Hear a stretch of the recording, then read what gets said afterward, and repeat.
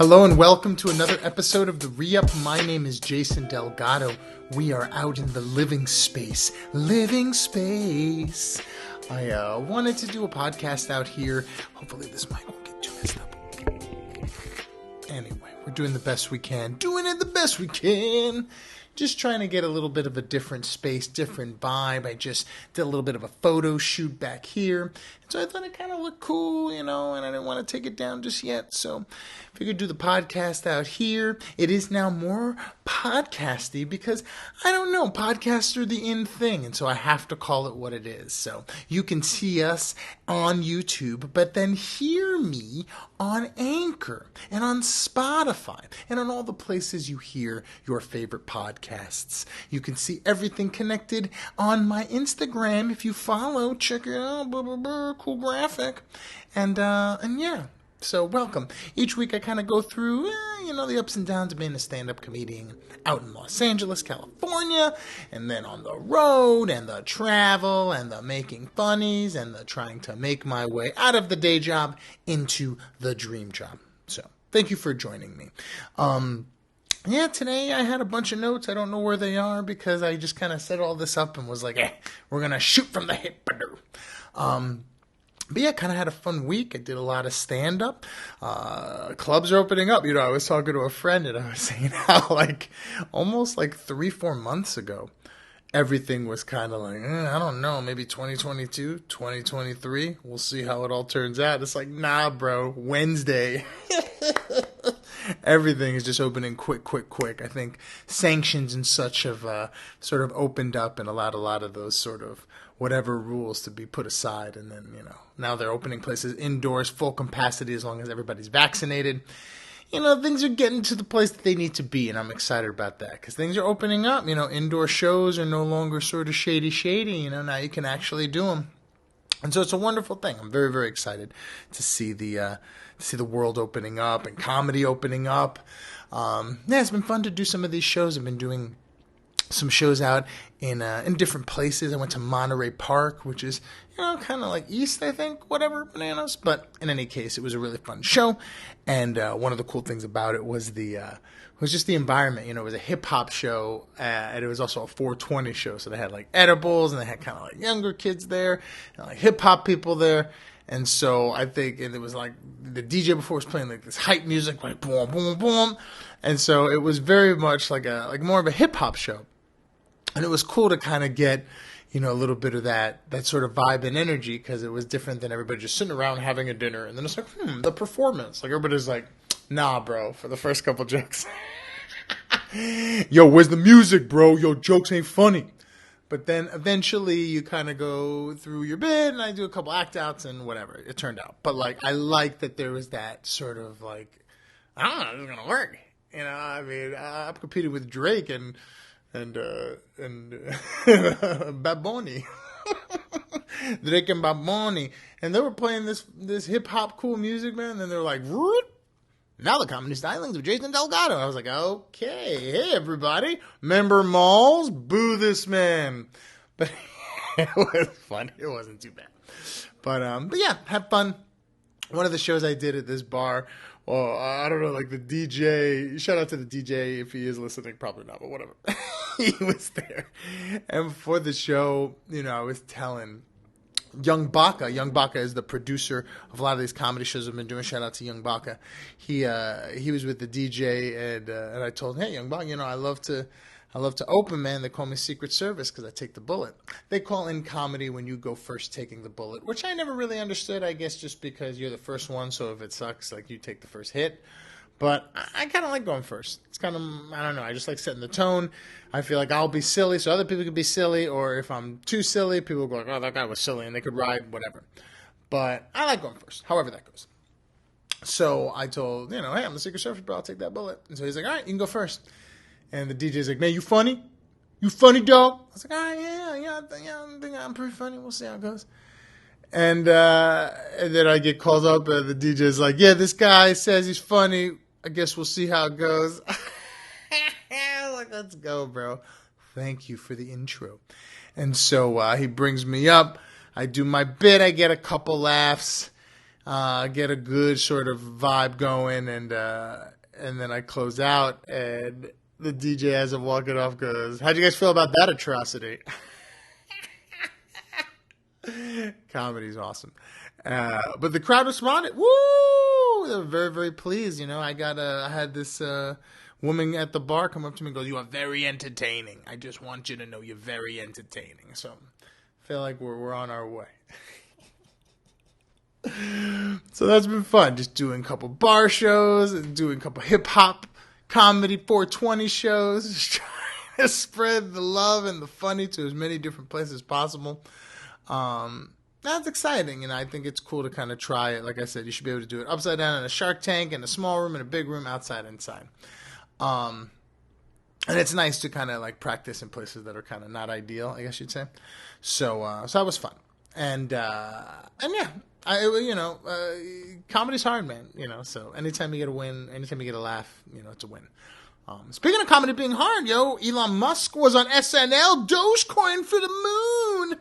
But yes, Elon Musk, I was very, very excited for him to be on SNL, only because he's a billionaire, he's a genius, and can he be funny too? Is it possible? And he was. He was very, very funny. I very much enjoyed his opening monologue, his tone. It seemed genuine. It seemed authentic and funny. He got timing. He knew when to pause. He knew when to go. He did voices. The SNL skits are, what are you going to do? But his monologue and his sort of energy, very, very, very well done, sir. As someone who does comedy and does not build rockets, you are superior. Because, man, comedy's hard, and I thought you did a great job. Live in front of the people when you get the shakes, just crushed it. I was very, very pleased. And it was nice. I don't know sort of the politics of like whatever. Some of the SNL people were like, we don't want him on hosting, and they were going to sort of sequester themselves because they're like, he is a billionaire. I think it's something to do with like unions. I don't know. I didn't really get into the fluff, but essentially they were going to put themselves off to kind of the side and not sort of be part of it, but that never occurred. Everybody brought out their moms. Everybody seemed to be part of the skits. There was seemingly any animosity or weirdness, so it seemed like it was a great show. Or he was great in a show. Like some of the skits like that, Gen X Hospital, where it was like all these kind of kids in a hospital and they all spoke Gen X like, yo, man, this is stressed. And I guess like conceptually whatever, but I was just like, I'm liking it. And so he was the doctor, and he's like, yeah, bruh, it's pretty stressed. I mean, now that I'm saying it out loud, it's kind of funnier, but I don't know. It just seemed awkward and sort of badly paused. Anyway, but SNL, still a juggernaut in the comedy empire. But yeah, it was fun to see somebody who, does everything so well also do that well. What are you going to do? Other thing that was cool was I watched a little bit of documentaries. I saw a couple little cool things on like it was like a drug documentary, I want to say, but it was about the like prescription pharmaceuticals and how they're tied to the heroin chain. It was called Crime of the Century. And I didn't get through the whole thing. I just watched sort of the first hour, but I am going to watch more. I was very, very intrigued by it, and how sort of like, these seeds, these poppy seeds that make heroin, they used to grow in fields, and like these kings back in the 1800s would grow them, and everybody would be high all the time, and they were exporting it to China, and then China was buying all this stuff, and that's sort of how drugs got started. And then they went, stop, we can't do this anymore. But then they started to synthesize that to like help people who are kind of going crazy. Instead of electroshocking them, you give them a little bit of like synthetic heroin, and they feel better seemingly until they start to abuse it. But the pharmaceuticals, knowing this, give it out, kind of like the tobacco people gave out the blah. It's a little complex banana. But I thought it was really interesting to see it like, kings used to take this stuff. You know what I mean? Like, and how like pharmaceutical companies are essentially saying like, nah, it's in case you feel stressed or down. And meanwhile, it's heroin. It's like, yeah, kind of nuts. But in any case, interesting documentary. I believe it is called Crime of the Century. I am not terribly sure, but I would recommend seeing it, at least the beginning of it. I like the first hour. I'll probably set the second hour in motion. But yeah, other than that, just been kind of preparing. Got so many sort of things coming up. I'm trying to get more material, trying to get more spots. I got a show coming up in San Luis Obispo North. I am going to have to cancel my Vegas show because I just can't make it out that weekend. It is the birthday weekend, so I probably have something fun hopefully planned, but could not make the Vegas trip. But yeah, going to San Luis Obispo, and then doing another show at the Hollywood Comedy, which is opening up at the end of May. And then I got another show at the end of June where there's supposed to be like 200 people. So I'm excited. Stuff's happening. Things are opening up. I'm getting to do the jokes again, getting to do the new jokes. The new jokes are going well. I haven't done an open mic in a while. I've just been fortunate enough to kind of get just roped into shows and kind of use those as open mics because like they were kind of speakeasy shows or whatever. But recently I went to the Fourth Wall and the Hollywood Comedy and just doing open mics again.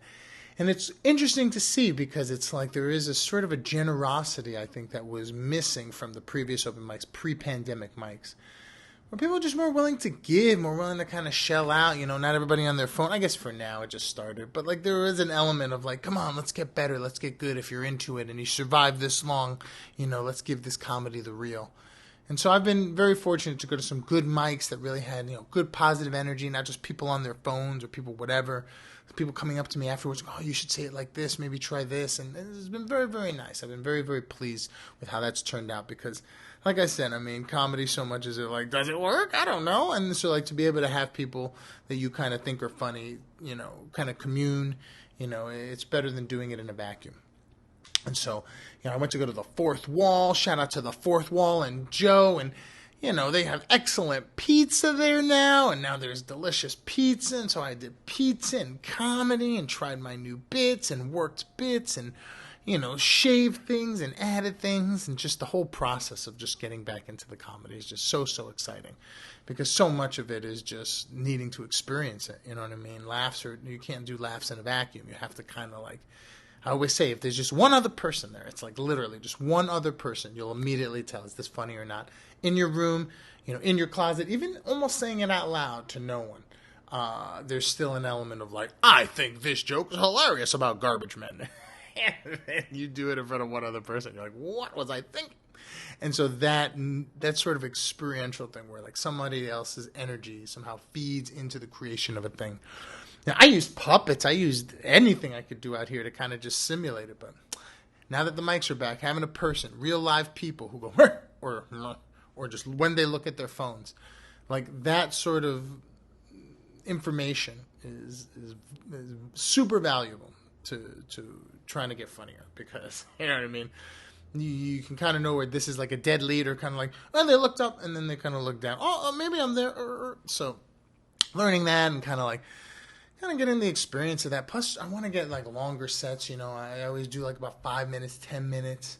I did 15 minutes. But I like to try and get into the longer fields, like the 20-minute, 30-minute, because I got the material now. It's just like I like to kind of get it into a spot where I can, mold it into sort of a story where it's like, it's not just, blockchain sort of certain things that are like, this is this topic and this is this topic and this is this topic. And then, so it has some kind of semblance and it's also the certain amount of length. Like speaking of malls, how about dating? Like I want to be able to like transition to, as best as possible. So, yes, unfortunately the batteries did die and we have to do a flip again, but we're back at it. I don't even know what I was talking about. I was probably ranting about something silly and inconsequential, but in any case, it has been fun doing this podcast, a whammy video vlogcast. I don't know what we call it, but it's been fun doing this ReUp out here in the living room. I hope the sound came out good. I don't know how any of this is coming out. We're shooting from the hip, baby.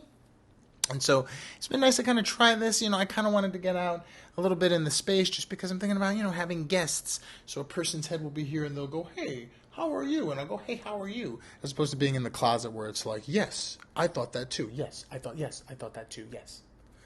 You get it. Anyway. So now this is a little bit better, a little bit more spacious, maybe a little bit fancy too. Got a little curtain, got a little whammy. Yeah, like I said, photo shoots happening. headshots happening, artist expression. It's been really fun having my own place. Can't lie. One of the benefits of life is having your own place if you can, because there is a solitary layer of creativity that comes with being alone. It's like, I don't know, there's something about just having the space and knowing that no one's going to come through the door and knowing that you can be free to paint naked. I mean, but just having that ability to test stuff and move stuff and put the room in a certain way and light it a certain way and then feel what that's like and have that environment sort of express that thing. It really does help creativity. I mean, I'm making more pictures, more photography, more art, more sort of layout stuff and fun stuff. And I think it really does come from having a space to sort of create. I don't think it necessarily means, being alone all the time, because I do comedy. I love having people.